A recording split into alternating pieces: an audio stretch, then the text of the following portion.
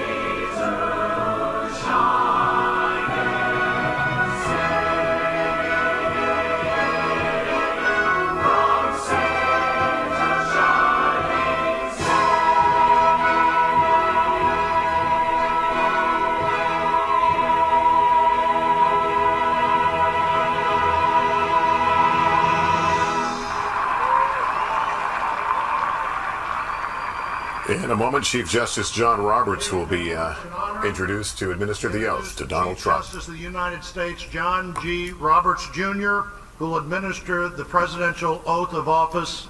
Everyone, please stand.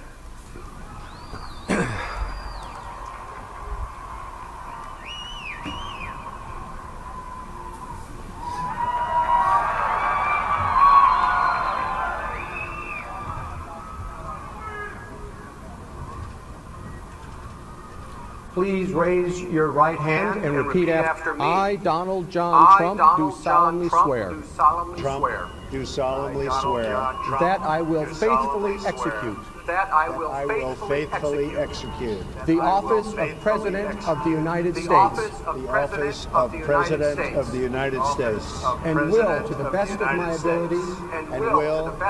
of my ability, preserve, protect,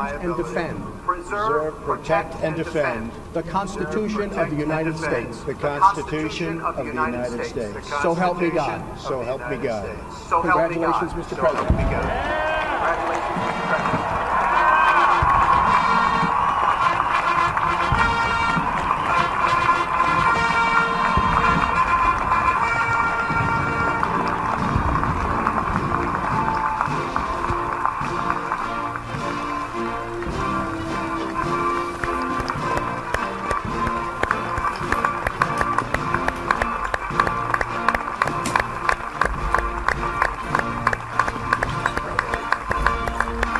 Heretofore he is President Donald J. Trump, and the sound of cannons and a 21-gun salute sounding across Washington, D.C. right now. Ruffles and flourishes followed by Hail to the Chief. First time Donald Trump hearing Hail to the Chief as Commander-in-Chief, President of the United States. Commander-in-Chief, President of the United States.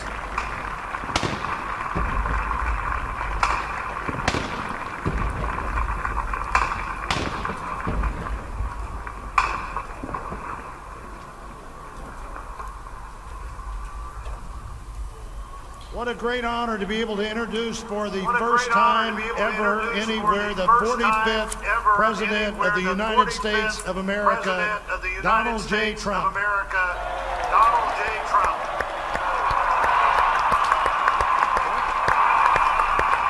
Did I get that one right?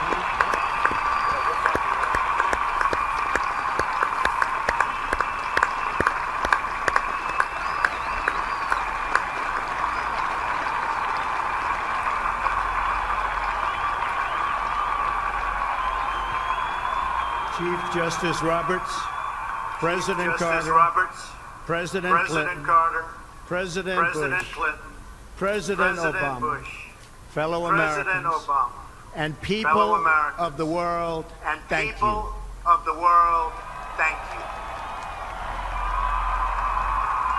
We, the citizens of America, are now joined in a great national effort to rebuild our country and restore its promise for all of our people. Together we will determine the course of America and the world for many, many years to come. We will face challenges. We will confront hardships. But we will get the job done. Every 4 years we gather on these steps to carry out the orderly and peaceful transfer of power.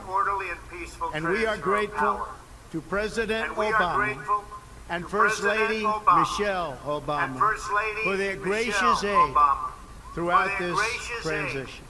They have been magnificent. Thank you.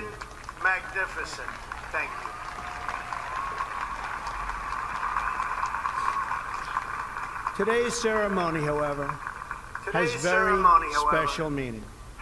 Because today, we are not merely transferring power from one administration to another, or from one party to another, but we are transferring power from Washington, D.C., and giving it back to you, the people.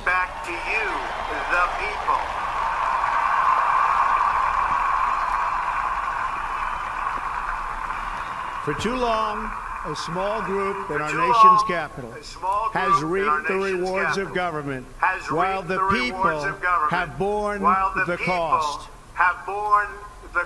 Washington flourished, but the people did not share in its wealth. Politicians prospered, but the jobs left, and the factories closed. The establishment protected itself, but not the citizens of our country. Their victories have not been your victories. Their triumphs have not been your triumphs. And while they celebrated in our nation's capital, there was little to celebrate for struggling families all across our land.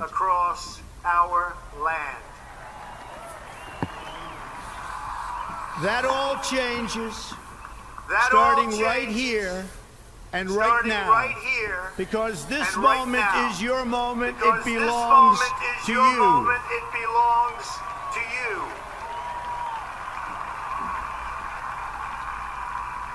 It belongs to everyone gathered here today and everyone watching all across America.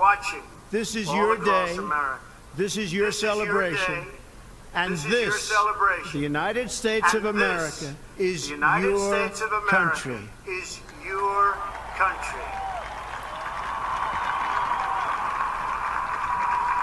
What truly matters is not which party controls our government, but whether our government is controlled by the people.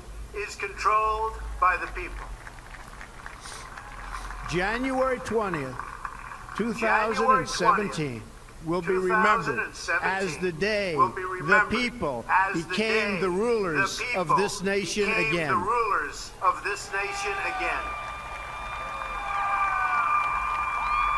The forgotten men and women of our country will be forgotten no longer. Everyone is listening to you now. You came by the tens of millions to become part of a historic movement, the likes of which the world has never seen before. At the center of this movement is a crucial conviction that a nation exists to serve its citizens. Americans want great schools for their children, safe neighborhoods for their families, and good jobs for themselves. These are just and reasonable demands of righteous people and a righteous public. But for too many of our citizens, a different reality exists. Mothers and children trapped in poverty in our inner cities, rusted out factories, scattered like tombstones across the landscape of our nation, an education system flush with cash, but which leaves our young and beautiful students deprived of all knowledge, and the crime, and the gangs, and the drugs that have stolen too many lives and robbed our country of so much unrealized potential. This American carnage stops right here and stops right now.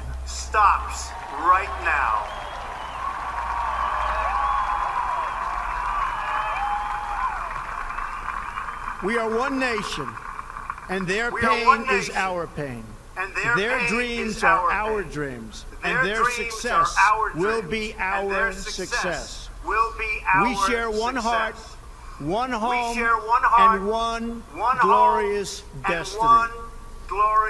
The oath of office I take today is an oath of allegiance to all Americans.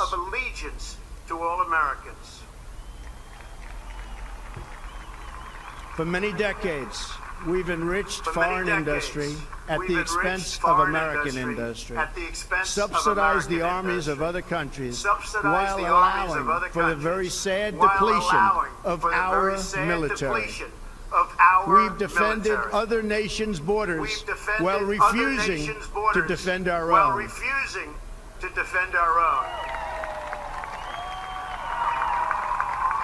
And spent trillions and trillions of dollars overseas, while America's infrastructure has fallen into disrepair and decay. We've made other countries rich, while the wealth, strength, and confidence of our country has dissipated over the horizon. One by one, the factories shuttered and left our shores, with not even a thought about the millions and millions of American workers that were left behind. The wealth of our middle class has been ripped from their homes and then redistributed all across the world. But that is the past. And now we are looking only to the future.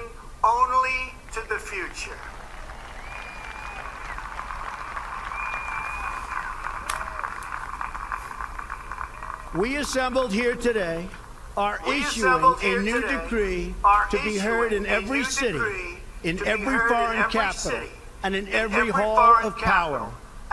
From this day forward, a new vision will govern our land. From this day forward, it's going to be only America first. America first. America first. Every decision on trade, on taxes, on immigration, on foreign affairs, will be made to benefit American workers and American families. We must protect our borders from the ravages of other countries, making our products, stealing our companies, and destroying our jobs.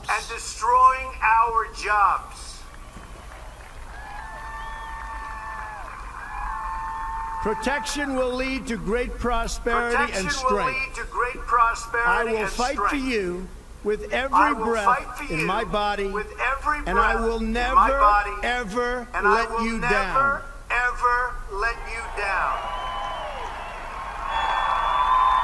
America will start winning again, winning like never before. We will bring back our jobs. We will bring back our borders. We will bring back our wealth. And we will bring back our dreams.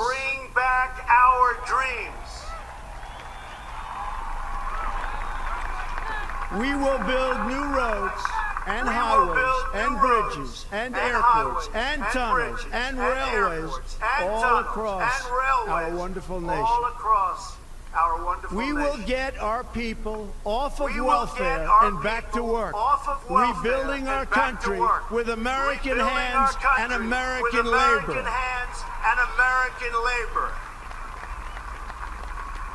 We will follow two simple rules. Buy American and hire American. We will seek friendship and goodwill with the nations of the world, but we do so with the understanding that it is the right of all nations to put their own interests first. We do not seek to impose our way of life on anyone, but rather to let it shine as an example. We will shine for everyone to follow. We will reinforce old alliances and form new ones and unite the civilized world against radical Islamic terrorism, which we will eradicate completely from the face of the earth.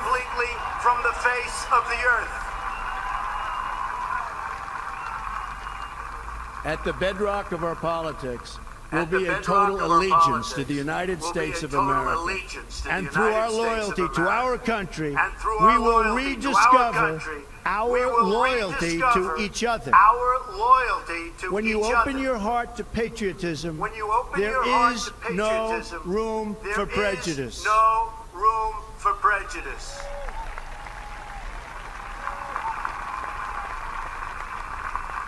The Bible tells us how good and pleasant it is when God's people live together in unity. We must speak our minds openly, debate our disagreements honestly, but always pursue solidarity. When America is united, America is totally unstoppable.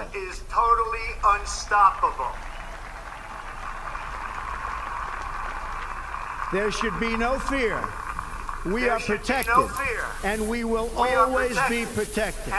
We will be protected by the great men and women of our military and law enforcement. And most importantly, we will be protected by God.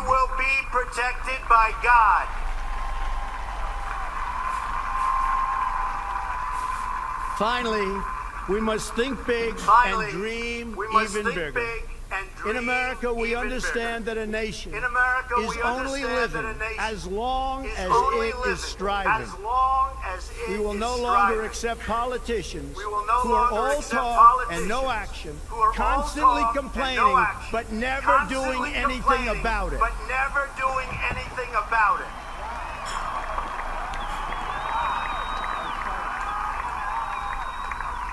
The time for empty talk is over. Now arrives the hour of action. Do not allow anyone to tell you that it cannot be done. No challenge can match the heart and fight and spirit of America. We will not fail. Our country will thrive and prosper again. We stand at the birth of a new millennium, ready to unlock the mysteries of space, to free the earth from the miseries of disease, and to harness the energies, industries, and technologies of tomorrow. A new national pride will stir our souls, lift our sights, and heal our divisions. It's time to remember that old wisdom our soldiers will never forget.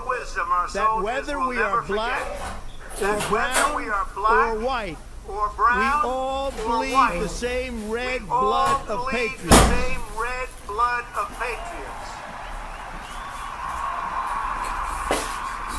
We all enjoy the same glorious freedoms, and we all salute the same great American flag.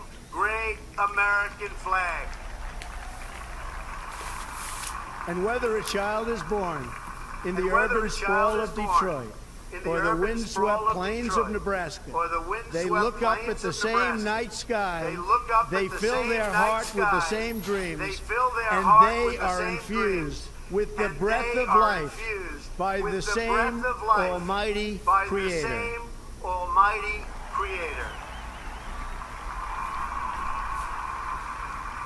So to all Americans, in every city near and far, small and large, from mountain to mountain, from ocean to ocean, hear these words. You will never be ignored again.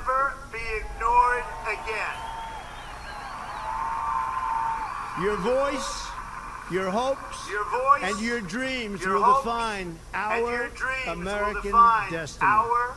And your courage and goodness and love will forever guide us along the way. Together, we will make America strong again. We will make America wealthy again. We will make America proud again. We will make America safe again. And yes, together, we will make America great again. Thank you, God bless you, and God bless America. Thank you. God President bless America. Donald Trump concluding about a 16-minute remarks there in a speech that in many ways was taken from the pages of many of the campaign speeches we heard on the road. He's being greeted there by President Obama, who at times seemed to be biting his lip. I have to say it was surprisingly divisive for an inaugural address. And I say it this way, we said it was a challenge when you're elected as an outsider, you're elected as a populist, and you're channeling what was real anger out there with his supporters. It's tough to be both the unifier and that populist carrier. He went with populism, and I think that it's going to play well with his folks. But that wasn't the type of inaugural address that was intended to bring this country together. Playing well with the crowd right now as he reaches out and greets the people who are gathered.